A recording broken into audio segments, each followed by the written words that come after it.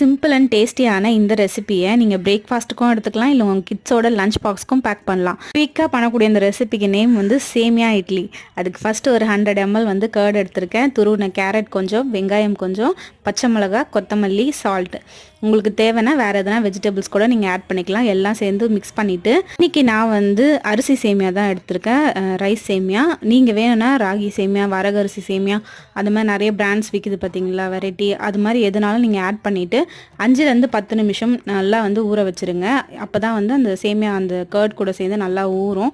இதுக்கு ஒரு சின்ன தாளிப்புக்கு எண்ணெய் சேர்த்துட்டு கடுகு, கடலைப்பருப்பு, உளுத்தம்பருப்பு, கொஞ்சமாக ஜீரகம், கருவேப்பிலை போட்டு தாளித்து சேர்த்துக்கிட்டேன். இப்போ இட்லி பிளேட்டில் வந்து எண்ணெய் தேய்ச்சிட்டு நம்ம ஊற வச்சுருந்தேன் இந்த சேமியா மிக்சரும் வந்து நம்ம இதில் சேர்த்துக்கிறோம். சேர்த்துட்டு 8லேருந்து 10 நிமிஷம் வந்து மீடியம் ஃப்ளேம்லேயே வச்சு வேக வச்சு எடுத்தோம்னா சூப்பரான சேமியா இட்லி ரெடி ஆகிடும். குழந்தைங்களாம் நல்லா விரும்பி சாப்பிடுவாங்க. கண்டிப்பாக ட்ரை பண்ணி பாருங்கள்.